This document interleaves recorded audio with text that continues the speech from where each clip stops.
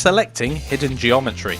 So in this video we're going to learn how to select geometry that isn't visible to us in our viewport in front of us. Now there are two straightforward ways of doing that. Number one, we can switch the viewport shading to wireframe mode. Number two, we can toggle limit selection to visible. And then finally we'll go on to build the rest of our bishop. Let's hop over straight into Blender. So we have our bishop coming along rather nicely here. So the first thing I'm going to do is rotate it round to the front view so we've got a good representation of our model. Now we need the reference material, we need to go get the background image.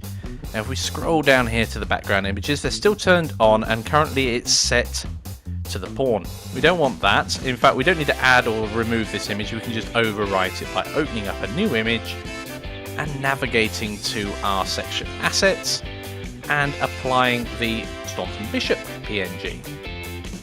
Excellent, so that's in there. Now it does need to be scaled up because we can see here the base. We've already made the base of our pawn, or what was the pawn, now the bishop, the right size. And if we look down at the scale, the size down here of our image, it's set to 3. Now that's quite convenient, not planned, I assure you, that is convenient, because the size of this was originally 3, we just need to change that to 4, and it should match. Yeah, matches perfectly, brilliant. So now on the y-axis, we just need to shift that up, let's hope that's another whole number. I'm happy with that. So we can see here these parts align almost perfectly, that's great, but the bits at the top do not. We need to go in and edit those and move them out, so I'm just going to collapse this back down a bit so we've got some more space. Right, so using border select in edit mode, so I'm going to switch over to edit mode. Using border select, I can select all of that lot there. Now I'm in face select. If I was in edge, I'd have to go a little lower, and I can pull that up to the right place. There's something weird going on here. Let's turn our model around and have a look. Ugh, that's gone all weird. It's only moved half of our model. Now it's kind of cool, it's made it look kind of head-shaped with maybe a cravat or something around it, but that's not what we want. We want it to be uniform pulled up. And the reason for that is it only selected what I could see here, and of course plus this face that was already selected. So I'm going to undo that, so it's back to normal, great. I'm going to deselect everything before I start, and then switch back over into front view. Now, in order to make sure that we can select our entire mesh, including the stuff behind, what we need to do, and twofold, we can either switch to wireframe, so we can see through a model, then if we do the border select again, it selects everything. The alternative is a little toggle, so let's just hop back into solid mode because it disappears when you're in wireframe mode, and that's this option to the right of the edge, vertices and face select. There's this little button here which is limit selection to visible. So if you toggle that off, because it's by default on, you can see that our model appears slightly translucent now, and if we perform the same action where we select stuff, it selects all through our model. So there's two options in manipulating our model. Then we can pull that up and down to our heart's content. So let's switch back over into front view and see how we're doing here. I don't really want to pull that other bit up actually, so let's push that back down. Let's do the border select around here. Oh, let's do edges. I like working with edges. Select everything first and then try that once more. There we go. And I'm just going to pull that up so that this bit here is roughly where that is. Now we're going to have to add some extra bits and bobs here in a moment. That's absolutely fine. And I'd probably want to make it indent here a little, just to keep that form going up. When it was short as a pawn, it was fine. Now it seems a bit static. I just want to give it a bit more shape to it and define it. And we do need to manipulate the top of this pawn as well. Now we're going to leave out the notch for now. We'll go in and do a cool thing in a bit to apply the notch.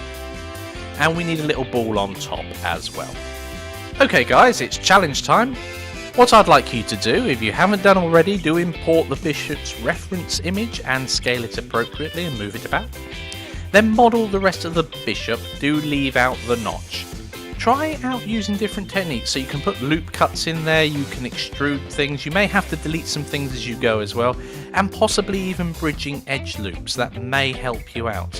Have fun and do keep the low poly in mind, so don't go adding a ton of geometry, and use your own artistic license as to what details you do include towards the top of the bishop and which ones you don't. So pause the video now and go off and create the bishop. Okay, welcome back. Let's hop back over into Blender. Okay, so back over in Blender, we've got this bit level here, and I feel like we could almost move this ball completely out of the way if we did some decent selection there. So I'm going to clear everything and see if we can just lift that up. So border select, I'm going to select everything there. And I suppose the only other thing I need to select here is this vertex in the middle. Has that worked? Let's shift that up. Yes, brilliant, it has. I'm going to shift that to the top of our... Oh, I'm grabbing stuff, don't want to do that. Let's escape out of it. I thought I was grabbing that blue arrow and I wasn't. Let's select that again and move it down to roughly the right point. So that's the top of our mesh here, and this is the bottom. Now, because this sphere on the top is made of the same number of segments as our piece down here, we can use bridge edge loops to get this bit melded onto this bit at the bottom. So all I need to do here is delete this vertex at the bottom. So I'm going to delete that now and make sure it's deleting vertices only. We end up with a hole in the top of our model there.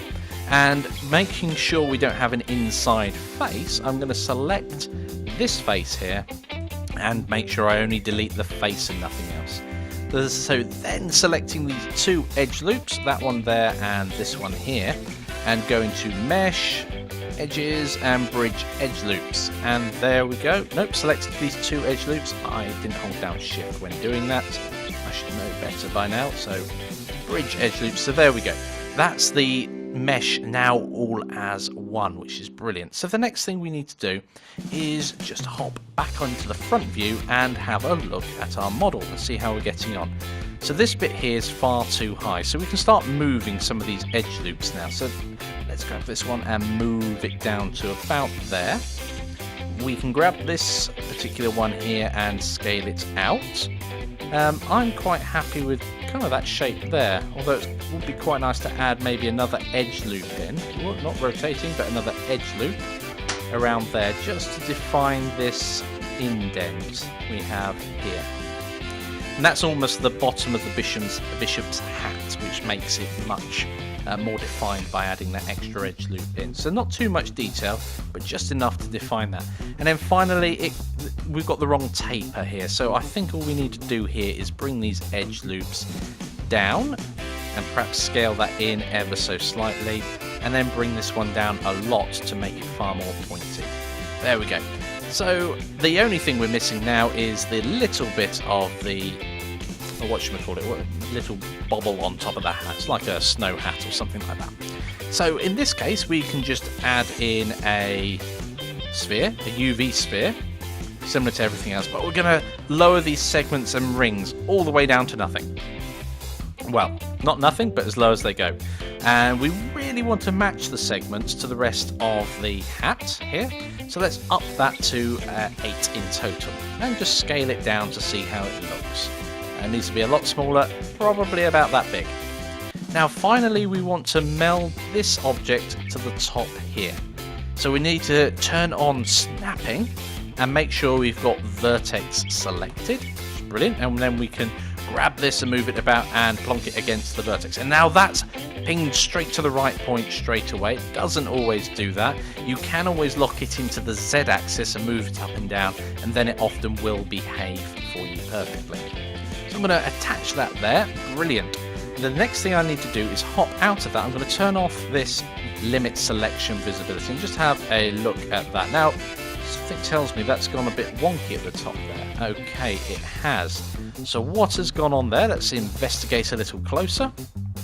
Let's pop back into... Well, let's have a look at this. I don't think we placed our model in the right place. In this case, I think we can resurrect our problem. We can create it again, but I can see here over in the transform on the properties the X and Y coordinates. I'm happy with the Z is spot on, but the X and Y aren't 0. So I think, just a raw guess at this point, by moving those exactly there, we'll have it perfect. And that's starting to look much better. So let's zoom out and look at our bishop as a whole. Okay, that's brilliant. That looks really good. I want you to share your creation in the discussions, and I will see you in the next lecture.